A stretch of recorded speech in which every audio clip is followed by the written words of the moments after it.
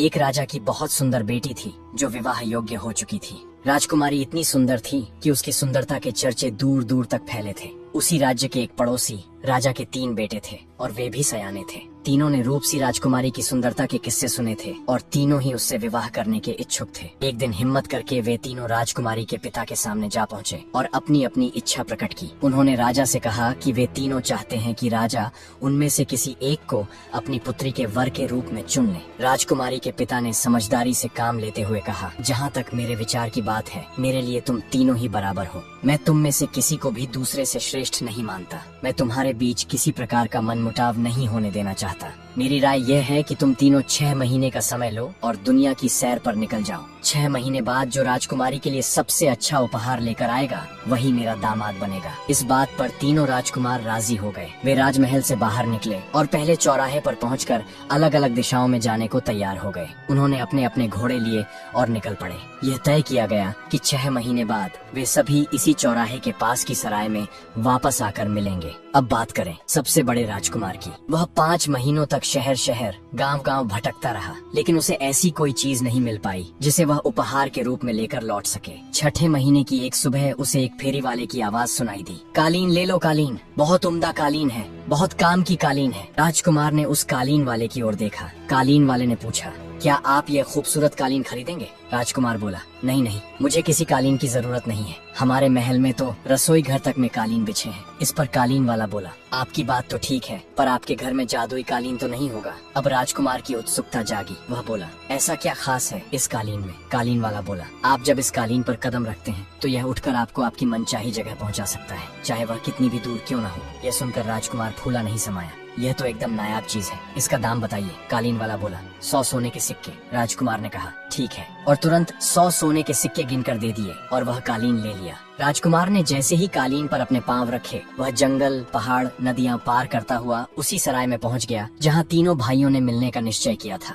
अब भी उसके दोनों छोटे भाई वहां पहुंचे नहीं थे। अब बात करें मंझले राजकुमार की। वह भी लगभग 6 महीने तक इधर उधर भटका, आसपास के कई देशों में घूमता रहा, लेकिन उसे भी अब तक कोई ऐसी चीज नहीं मिली थी जिसे उपहार में देकर वह राजकुमारी से विवाह करने का अवसर पा सके। तभी एक दिन उसे एक आदमी मिला जिसके कंधे पर एक दूरबीन लटकी हुई थी। उस आदमी ने पूछा, नौजवान, क्या तुम एक अनोखी दूरबीन खरीदना चाहोगे? मंझले राजकुमार ने उसे ऊपर से नीचे तक देखा और बोला, मैं शिकार का शौकीन हूँ, मेरे पास अच्छी से अच्छी दूरबीनें हैं, मुझे माफ करो। इस पर दूरबीन वाला बोला, मैं शर्त लगाकर कहता हूँ कि ऐसी अनोखी जादुई दूरबीन तुमने देखी तो क्या, सुनी भी नहीं होगी। मंझला राजकुमार बोला, अच्छा, भला इसमें ऐसा क्या अनोखापन है? दूरबीन वाला बोला, इस दूरबीन से तुम 100 मील दूर तक देख सकते हो, यहाँ तक कि दीवारों के आर पार भी। यह सुनकर मंझला राजकुमार बोल पड़ा, अरे वाह, मैं तो ऐसी ही कोई चीज ढूंढ रहा था। बताओ, इस दूरबीन की कीमत क्या लोगे? दूरबीन वाला बोला, 100 सोने के सिक्के, ना एक कम ना एक ज्यादा। मंझले राजकुमार ने तुरंत 100 मोहरे देकर वह दूरबीन खरीद ली और उसे लेकर जंगल के पास स्थित उस सराय की ओर चल पड़ा जहाँ भाइयों ने मिलने का वादा किया था। वहाँ पहुँचते ही वह अपने बड़े भाई से मिला। अब दोनों मिलकर सबसे छोटे भाई की राह देखने लगे। उधर सबसे छोटा राजकुमार, जो 6 महीने की तय मियाद के आखिरी दिन तक भी कोई अनुपम उपहार नहीं ढूंढ पाया था, मायूस मन से सराय की ओर चल पड़ा। तभी उसे रास्ते में एक फल बेचने वाला दिखा जो सिर पर टोकरी रखे आवाज लगा रहा था, अंगूर ले लो, अंगूर, स्वर्ग के अंगूर, अलबेले और अनोखे अंगूर।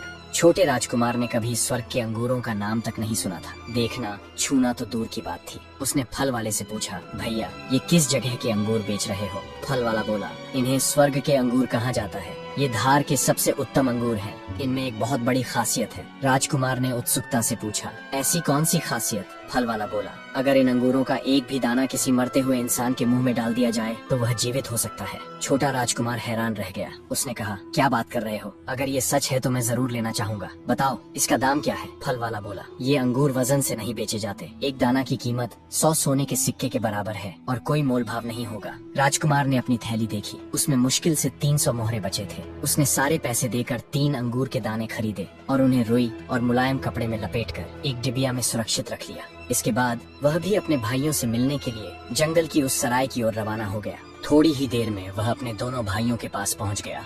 सराय में तीनों भाई आपस में प्रेम से गले मिले। कुशल क्षेम पूछने के बाद उन्होंने एक दूसरे के उपहारों के बारे में जानना चाहा। सबसे बड़ा भाई बोला, मैं तो एक कालीन लाया हूँ, मंझला बोला, मैंने एक अद्भुत दूरबीन खरीदी है। सबसे छोटा मुस्कुराकर बोला, मैं तो बस कुछ अंगूर लेकर आया हूँ। थोड़ी देर बाद किसी भाई ने कहा, घर छोड़े बहुत दिन हो गए हैं, सोचता हूँ सब लोग कैसे होंगे, बड़ी याद आ रही है। तब मंझले भाई ने अपनी दूरबीन निकालकर उसे राजधानी की ओर मोड़ा। उसने देखा सब कुछ ठीक ठाक चल रहा था। वह मन ही मन बहुत खुश हुआ। फिर उसने धीरे से दूरबीन की दिशा राजकुमारी के महल की ओर मोड़ दी। उधर नजर जाते ही वह अचानक चीख पड़ा। उसकी चीख सुनकर दोनों भाई घबरा गए और बोले, क्या हुआ भाई, सब ठीक तो है?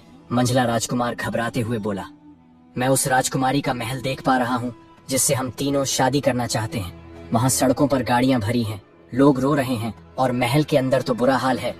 राजकुमारी के पलंग के पास वैद्य और हकीमों का जमघट लगा है, यहाँ तक कि पुरोहित भी वहाँ दिखाई पड़ रहा है। राजकुमारी पलंग में कमजोर, दुबली पतली और बेसुध पड़ी है। ऐसा लगता है कि मौत की छाया उस पर पड़ गई है। तभी सबसे छोटा राजकुमार बोला, भाइयों जल्दी करो, ऐसा लगता है वह बचेगी नहीं, हमें जल्द ही वहाँ पहुँचना होगा। मंझला राजकुमार बोला, वहाँ पहुँचना नामुमकिन है, वह यहाँ से कम 50 मील दूर है। तो बड़ा भाई बोला, घबराओ मत, हम वहाँ जरूर समय पर पहुँच जाएंगे। मेरे पास ये जादुई कालीन है, तुम दोनों भी मेरी कालीन पर आ जाओ। तभी तीनों भाई कालीन पर चढ़ गए और कालीन उड़ चला हवा में। कुछ ही देर में वह राजकुमारी के कमरे की खिड़की से होता हुआ उसके पलंग के पास आ उतरा। वहाँ वह ऐसा लग रहा था मानो एकदम साधारण कालीन है। उन्होंने देखा कि राजकुमारी बेसुध पलंग पर लेटी है। तभी सबसे छोटे राजकुमार ने अपनी डिबिया से अंगूर के वे 3 दाने निकाले और उनके ऊपर से रुई हटा दी। उसने जल्दी से स्वर्ग के अंगूर का एक दाना राजकुमारी के मुंह में डाला। जैसे ही अंगूर राजकुमारी के गले से नीचे उतरा, उसने आंखें खोल दी। तभी राजकुमार ने उसके मुंह में दूसरा अंगूर का दाना रख दिया। अंगूर के भीतर जाते ही राजकुमारी के चेहरे की रंगत लौट आई।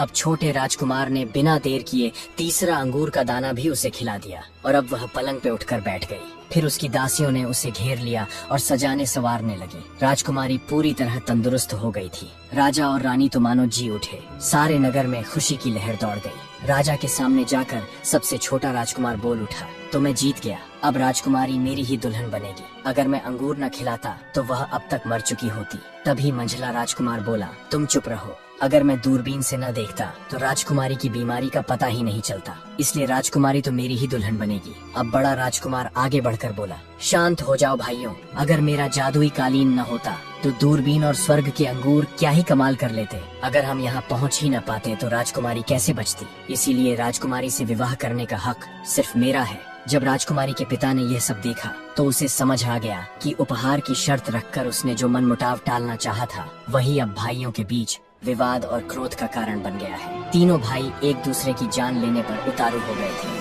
राजा को यह भी पता था कि राजकुमारी का एक प्रेमी था जिससे वह प्यार करती थी। इस संकट से बचने के लिए राजा ने अपनी बेटी का विवाह उसी युवक से घोषित कर दिया जिससे राजकुमारी प्रेम करती थी। यह सुनकर तीनों राजकुमार दंग रह गए और अगले ही दिन राजकुमारी की शादी उस युवक से कर दी गई। अब तीनों राजकुमार 6 महीने बाद अपने पिता के राज्य में अपना लटका हुआ मुंह लेकर वापस लौट आए। तो दोस्तों, आप हमें कमेंट सेक्शन में बताएं, अगर आप राजा की जगह होते तो क्या निर्णय लेते। एक बार फिर यहाँ तक बने रहने के लिए मैं आपको दिल से धन्यवाद करता हूँ। ऐसी और कहानियाँ सुनने के लिए हमारे चैनल को जरूर सब्सक्राइब करें।